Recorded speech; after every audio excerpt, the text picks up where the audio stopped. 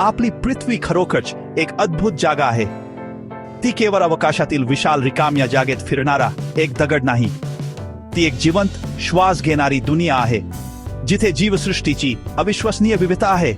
मातीतील सर्वात लहान सूक्ष्मजीवापासून ते समुद्रातील मोठ्या निळ्या व्हेलपर्यंत प्रत्येक प्राणी अस्तित्वाच्या एका जटिल आणि सुंदर जाळ्यात आपली भूमिका बजावतो. जीवनाचे हे गुंतागुंतीचे जाळे, ज्याला आपण निसर्ग म्हणतो, आज आपण पाहतो त्या अद्भुत दृश्यात विकसित होण्यासाठी अब्जावधी वर्षे लागली आहेत. ते आपल्याला जगण्यासाठी आवश्यक असलेल्या सर्व गोष्टी पुरवते. आपण श्वास घेतो ती हवा, आपण पितो ते पाणी, आणि आपण खातो ते अन्न. हे आपले एकमेव घर आहे, एक सामायिक वारसा आहे जो आपल्या नंतर येणाऱ्या सर्वांसाठी आपण जपला पाहिजे. जंगल आपल्या ग्रहाची फुफ्फुसे आहेत. ती आपल्याला जगण्यासाठी आवश्यक असलेला ऑक्सिजन तयार करण्यासाठी अथकपणे काम करतात. महासागर आपले हवामान नियंत्रित करतात. त्यांचे विशाल प्रवाह जगभरात उष्णता वितरित करतात, ज्यामुळे अनेक प्रदेशात जीवन शक्य होते.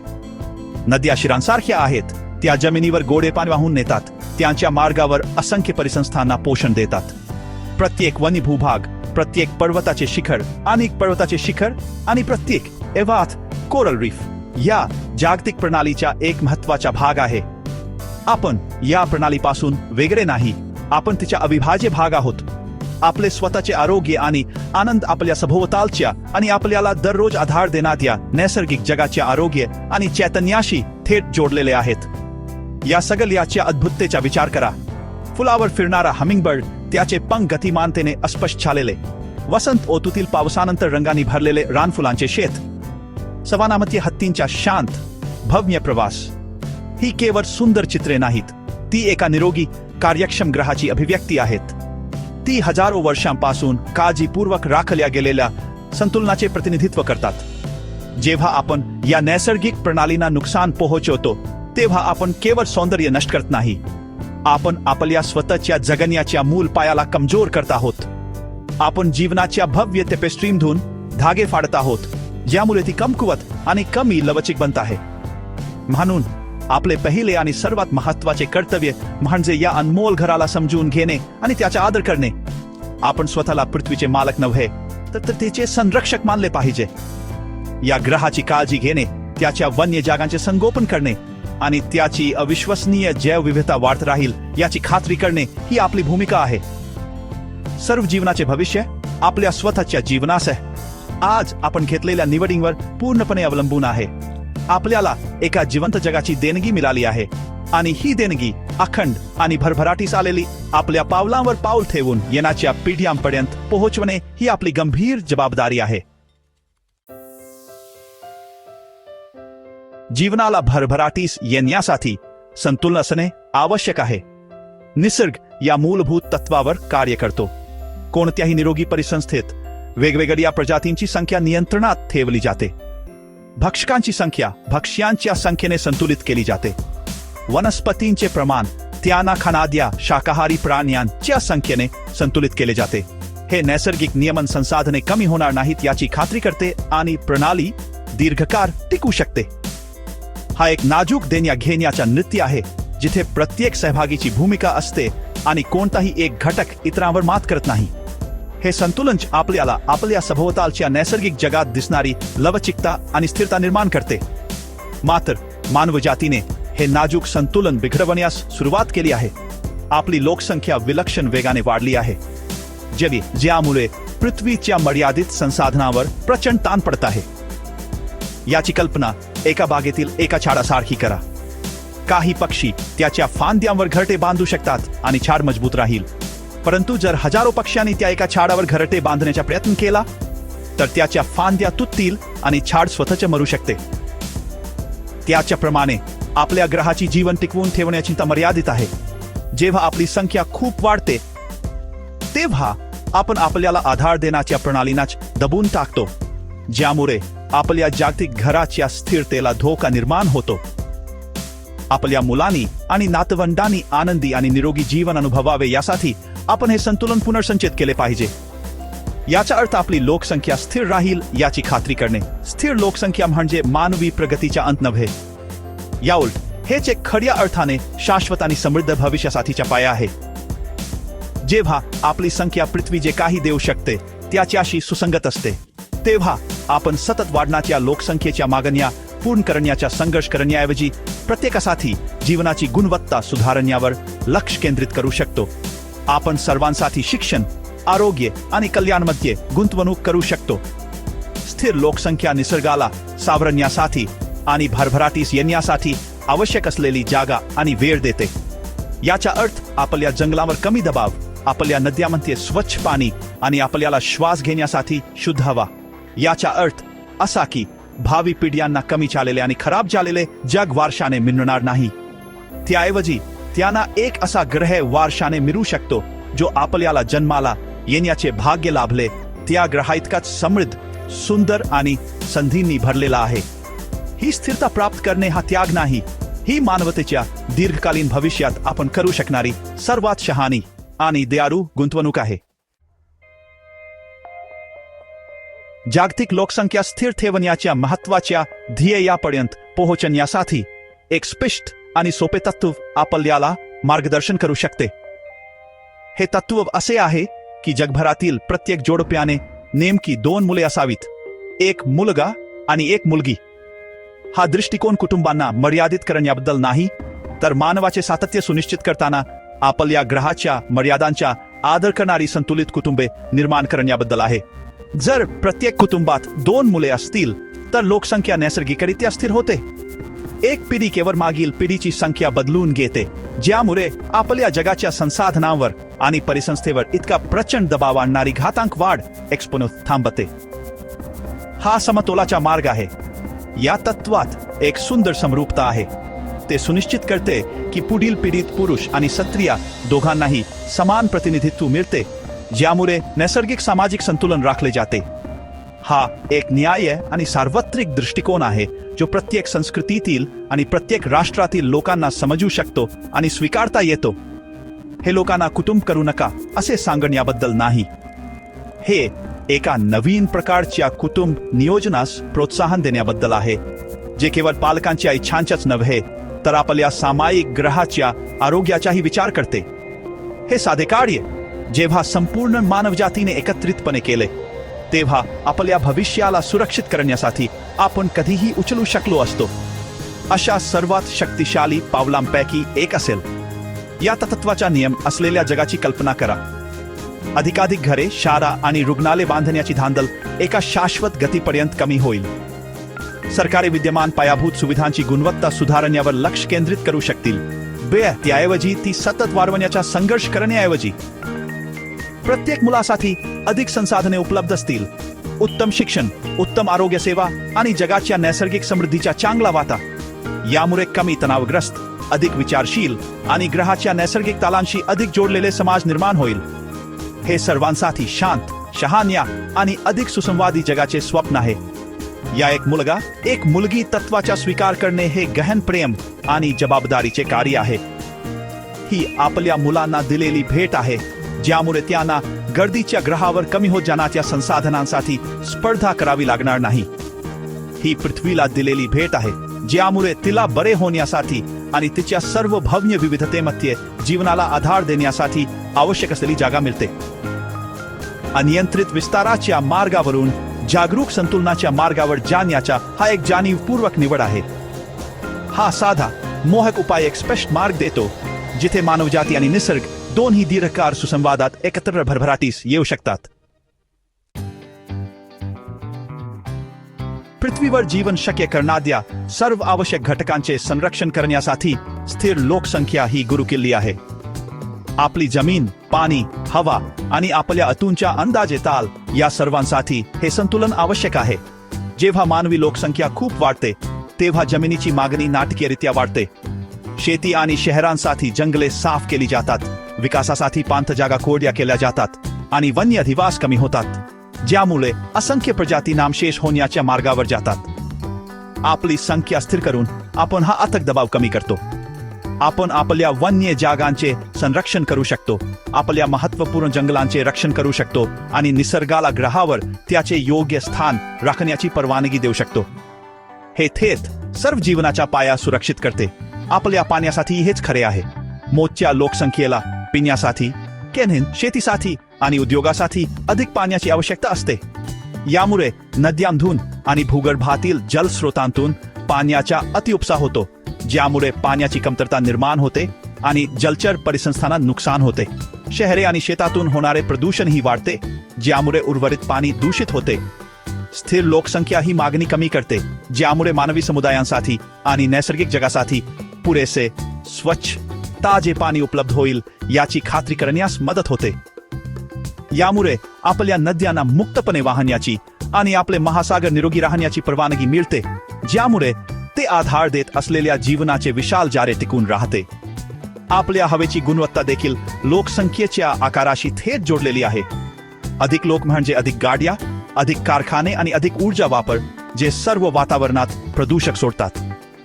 हे प्रदूषण केवळ मानवी आरोग्यालाच हानी पोहोचवत नाही, तर आम्ल वर्षालाही हातभार लावते आणि नाजूक परिसंस्थांना नुकसान पोहोचवते. शिवाय आपण सोडत असलेले हरितगृह वायू आपल्या ग्रहाचे हवामान बिघडवत आहेत, ज्यामुळे अधिक तीव्र हवामान घटना घडत आहेत.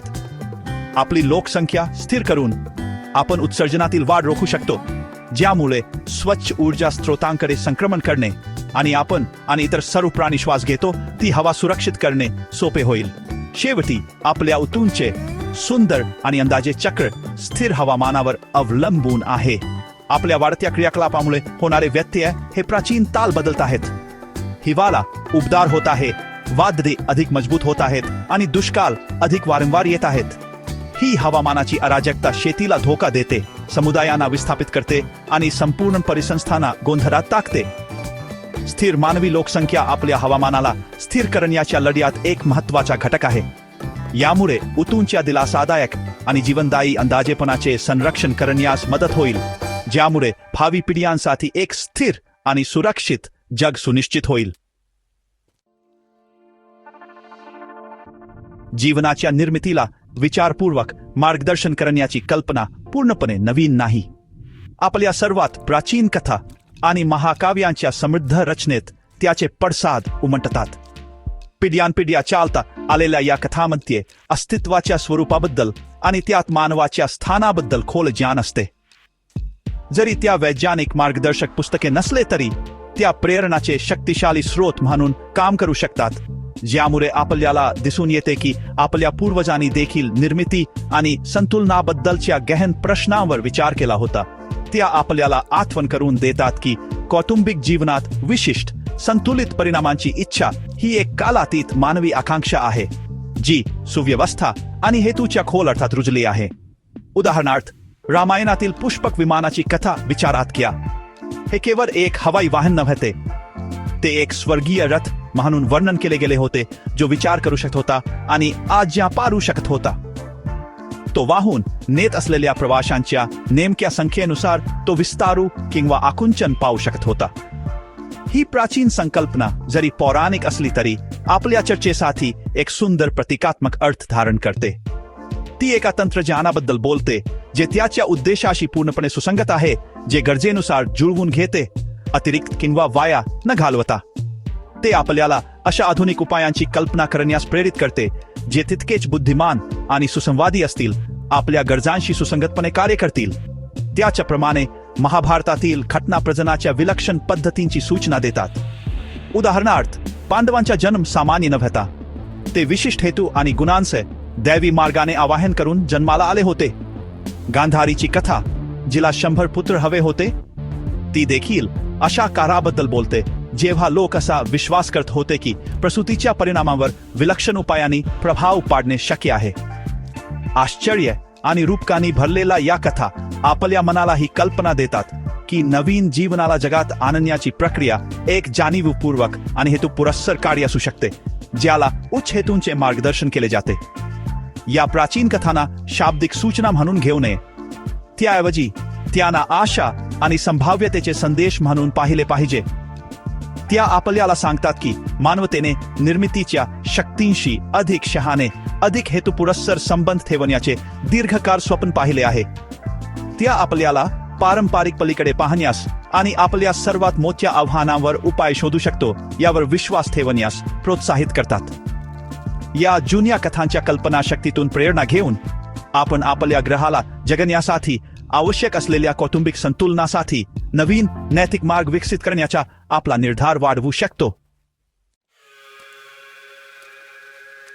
एक मुलगा एक मुलगी हे कौटुंबिक संतुलन साधण्याचे समाधान खऱ्या अर्थाने जुन्या आणि नवीन ज्ञानाच्या शक्तिशाली संयोगात आहे. आपण आपल्या पूर्वजांच्या अंतर्ज्ञानी ज्ञानातील आणि आधुनिक विज्ञानाच्या अचूक क्षमतेतील अंतर कमी केले पाहिजे. जगभरातील प्राचीन परंपरांनी आहार, वेर किंवा विशिष्ट नैसर्गिक पद्धतींद्वारे मुलाचे लिंग प्रभावित करण्याबद्दल दीर्घकाळ विश्वास ठेवला आहे. जरी हे नेहमी वैज्ञानिक दृष्ट्या सिद्ध नसले तरी हे ज्ञान, ज्याला अनेकदा प्राचीन ज्ञान म्हटले जाते, ते कुटुंबामध्ये आणि निसर्गाशी संतुलन आणि सुसंवादाची खोल इच्छा दर्शवते. ते नैसर्गिक चक्रांबद्दल आदर आणि त्यांच्यासोबत काम करण्यावर विश्वास दर्शवते. दुसरीकडे आधुनिक विज्ञान आपल्याला अविश्वसनीय साधने आणि मानवी जीवशास्त्राची सखोल समज देते. आता आपल्याला लिंग निश्चित करण्याच्या जनुकीय यंत्रणा समजतात, ज्यात X आणि Y गुणसूत्र समाविष्ट आहेत. प्रजननाच्या प्रक्रियेवर अधिक नियंत्रण ठेवण्यासाठी प्रगत प्रजनन तंत्रज्ञान विकसित केले गेले आहे. हे वैज्ञानिक शोध जेव्हा नैतिक आणि जबाबदारीने वापरले जातात, तेव्हा संतुलित कुटुंबाच्या प्राचीन स्वप्नाला प्रत्यक्षात आणण्याचा एक ठोस मार्ग देतात. विज्ञान कसे पुरवते तर प्राचीन ज्ञान का पुरवते? नैसर्गिक जगाशी सुसंवाद साधण्याचा मूळ उद्देश. या दोन जगांचे पूर्णपणे एकीकरण झालेल्या भविष्याची कल्पना करा. आपण साध्या, सुरक्षित आणि नैसर्गिक पद्धती विकसित करू शकू, कदाचित प्राचीन आहाराच्या ज्ञानाने प्रेरित होऊन, परंतु आधुनिक वैज्ञानिक संशोधनाने प्रमाणित आणि परिष्कृत केलेल्या. या पद्धती आक्रमक किंवा हानिकारक नसतील. त्या सौम्य उपाय असू शकतात जे पालकांना एक मुलगा आणि एक मुलगी असे त्यांचे संतुलित कुटुंब पूर्ण करण्यासाठी विशिष्ट लिंगाचे मूल जन्माला घालण्यास मदत करतात. हा दृष्टिकोन जीवनाच्या पवित्रतेचा आदर करेल, तर पालकांना ग्रहाच्या भल्यासाठी जबाबदार निवड करण्यास सक्षम करेल. हे शांततेचे तंत्रज्ञान असेल जे संतुलन पुनर्संचयित करण्यासाठी डिझाइन केलेले असेल. भूतकाळ आणि वर्तमानाचा हा समन्वय पुढे जाण्याचा सर्वात आशादायक मार्ग आहे. तो केवळ यांत्रिक दृष्टिकोन टाळतो आणि त्याऐवजी आपल्या कृतींना एका खोल, अधिक समग्र तत्वज्ञानात रुजतो. प्राचीन ज्ञानात आढळणारा निसर्गाचा आदर आणि आधुनिक विज्ञानाची अचूकता आणि सुरक्षितता यांचा समन्वय साधून आपण असे उपाय तयार करू शकतो जे केवळ प्रभावीच नाहीत तर मानवी आणि नैतिक देखील आहेत. यामुळे प्रत्येक जोडप्याला आदर्श कौटुंबिक रचना, एक मुलगा आणि एक मुलगी, नुकसान न करता प्राप्त करणे शक्य होईल. आणि असे करताना सर्व सजीवांच्या फायद्यासाठी आपल्या जगाची लोकसंख्या स्थिर करण्याच्या महान आणि आवश्यक कार्यात योगदान मिळेल. खूप काळापासून मानवजातीने केवळ भौतिक संपत्ती आणि तांत्रिक प्रगतीच्या दृष्टीने आपली प्रगती मोजली आहे. आपण यशाला मोठी शहरे बांधणे, अधिक वस्तू जमा करणे आणि जलद यंत्रे विकसित करणे याच्याशी समान मानले आहे. आपण आर्थिक वारीचा पाठलाग केला आहे, जणू काही ते अंतिम ध्येय आहे. अनेकदा आपल्या नैसर्गिक जगाला होणारे विनाशकारी नुकसान दुर्लक्षित केले आहे. आपण तात्पुरत्या समृद्धीच्या स्थितीत पोहोचण्यासाठी खोदकाम, खाणकाम आणि रस्ते बांधले आहेत. परंतु असे करताना आपण ज्या ग्रहावर सर्व जीवन आणि म्हणून सर्व संपत्ती शक्य आहे, त्याच्या दीर्घकालीन आरोग्याला धोका निर्माण केला आहे. खऱ्या प्रगतीचा अर्थ काय आहे हे पुन्हा परिभाषित करण्याची वेळ आली आहे. खरी प्रगती म्हणजे आपण पृथ्वीवरून किती घेऊ शकतो हे नाही, तर आपण तिच्याशी किती सुसंवादाने जगू शकतो हे आहे. एका यशस्वी संस्कृतीचे खरे मोजमाप तिच्या सकल राष्ट्रीय उत्पादनाने GDP नाही, तर तिच्या परिसंस्थेच्या आरोग्याने, तिच्या हवा आणि पाण्याची शुद्धता आणि तिच्या जैवविविधतेच्या समृद्धीने होते. जर जगातून प्रवास करणारी हाय स्पीड ट्रेन निर्जन आणि निर्जीव असेल तर तिचे काय मूल्य? जर बाहेरची हवा श्वास घेण्यासाठी खूप प्रदूषित असेल तर एका मोठ्या हवेलीचा काय उपयोग? आपण आपल्या प्राधान्यक्रमामध्ये बदल करणे आवश्यक आहे आणि हे ओळखणे आवश्यक आहे की निरोगी ग्रह हे इतर सर्व प्रकारच्या प्रगतीचा पाया आहे. याचा अर्थ पृथ्वीला प्रथम स्थान देणे. नवीन कारखाना बांधण्यापूर्वी त्याच्या स्थानिक नदीवर काय परिणाम होईल हे आपण विचारले पाहिजे. शेतीसाठी जंगल साफ करण्यापूर्वी कोणती प्रजाती आपले घर गमावतील याचा आपण विचार केला पाहिजे. आपल्या ग्रहाचे कल्याण हे आपले सर्व महत्वाकांक्षेचे, मग त्या तांत्रिक असोत, आर्थिक असोत किंवा सामाजिक असोत, प्राथमिक गाळणी बनले पाहिजे.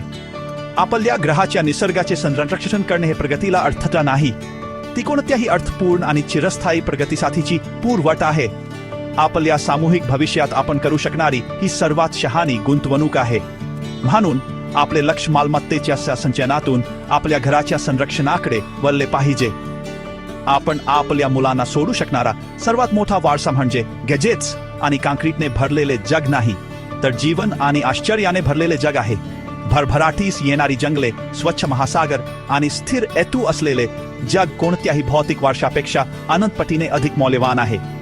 जेव्हा आपल्याला हे समजेल तेव्हा आपल्या निवडी बदलतील.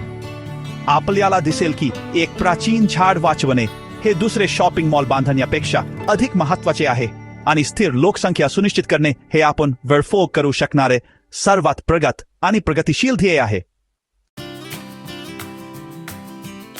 आपल्याला आधार देणाऱ्या सर्व घटकांपैकी सूर्यप्रकाशाच्या रूपात हवा, पाणी आणि अग्नी, जमीन म्हणजे पृथ्वी स्वतः ही सर्व गोष्टींचा पाया आहे. जमीन ही अशी जागा आहे जिथे आपण आपले अन्न पिकवतो. हे असे व्यासपीठ आहे जिथे आपली जंगले उभी आहेत, ज्यामुळे आपल्याला श्वास घेण्यासाठी ऑक्सिजन मिळतो.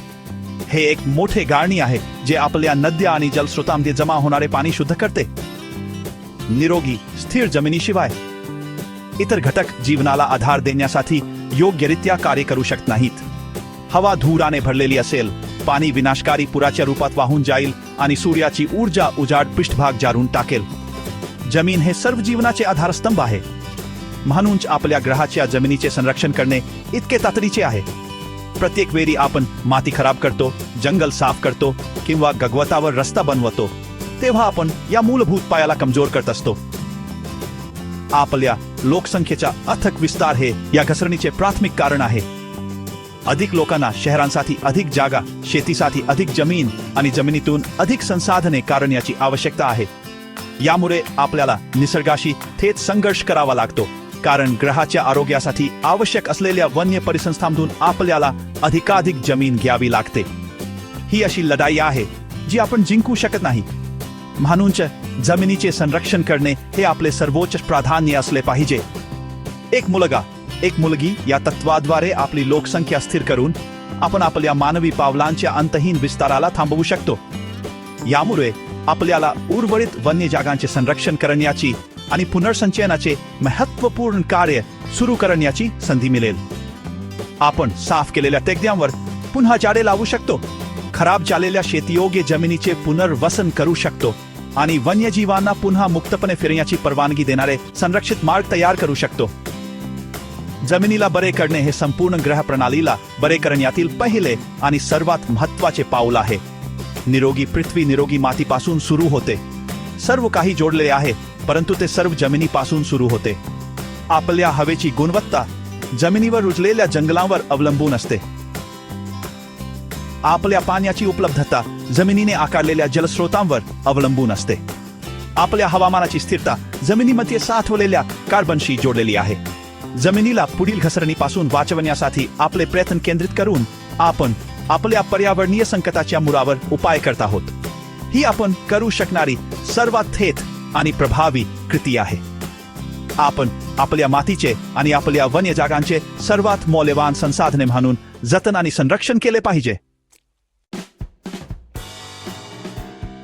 आपण आपल्या ग्रहाच्या इतिहासातील एका निर्णायक क्षणी उभे आहोत.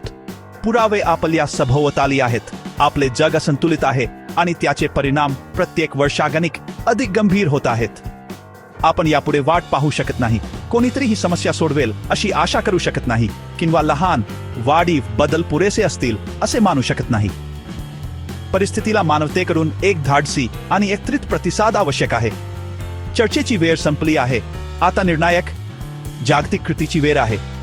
आपले स्वतःचे अस्तित्व आणि ज्यांच्यासोबत आपण हे घर सामायिक करतो अशा लाखो इतर प्रजातींचे अस्तित्व यावर अवलंबून आहे. पुढील मार्ग स्पष्ट आहे. आपण एकत्र काम केले पाहिजे. एकच जागतिक समुदाय म्हणून आपली लोकसंख्या स्थिर करण्यासाठी. प्रति कुटुंब एक मुलगा आणि एक मुलगी हे तत्व हे साध्य करण्यासाठी एक साधे, न्याय्य आणि शक्तिशाली चौकट प्रदान करते. हे एक असे ध्येय आहे जे राष्ट्रीय सीमा, सांस्कृतिक भिन्नता आणि राजकीय मतभेद ओलांडते. हे पृथ्वीवरील सर्व जीवनाच्या सामान्य भल्यासाठी एक सामायिक अभियान आहे. आपण आपल्या नेत्यांना, आपल्या वैज्ञानिकांना आणि आपल्या समुदायांना या दृष्टिकोनाचा स्वीकार करण्याचे आणि कुटुंब तयार करू इच्छिणाऱ्या प्रत्येक जोडप्यासाठी ते प्रत्यक्षात आणण्यासाठी सुरक्षित, नैतिक साधने विकसित करण्याचे आवाहन केले पाहिजे. हे केवळ सरकारांचे कार्य नाही, ही जबाबदारी आपल्यापैकी प्रत्येकावर आहे. आपण आपल्या विचारसरणीत बदल केला पाहिजे. आपली मूल्ये उपभोग आणि वाढीकडून संतुलन आणि संरक्षणाकडे वळवली पाहिजे. आपण आपल्या मुलांना नैसर्गिक जगावर प्रेम करायला आणि त्याचा आदर करायला शिकवले पाहिजे. आपण आपल्या जमीन, पाणी आणि हवेचे संरक्षण करणाऱ्या धोरणांना आणि उपक्रमांना पाठिंबा दिला पाहिजे. आपण घेतलेली प्रत्येक निवड, ती कितीही लहान वाटली तर बदलाच्या मोठ्या लाटेत योगदान देऊ शकते. आपण सर्वजण आपल्या ग्रहाचे सक्रिय आणि उत्साही समर्थक बनले पाहिजे. तर आजच सुरुवात करूया. या उदात्त आणि आवश्यक कार्यास स्वतःला समर्पित करूया. पृथ्वी आपले एकमेव घर आहे. विश्वाच्या विशालतेत जीवनाचे एक सुंदर आणि नाजूक बेट. तिने हजारो वर्षांपासून आपली काळजी घेतली आहे. आता तिची काळजी घेण्याची आपली पारी आहे. या क्षणाची मागणी असलेल्या तातडीने आणि आपल्या अविश्वसनीय ग्रहाला पात्र असलेल्या प्रेमाने कार्य करूया. ऐकल्याबद्दल धन्यवाद आणि आपल्या सामायिक घराच्या भविष्याची काळजी घेतल्याबद्दल धन्यवाद. आपण संतुलन पुनर्संचयित करू शकतो आणि येणाऱ्या सर्व पिढ्यांसाठी एक निरोगी, दोलायमान पृथ्वी सुरक्षित करू शकतो.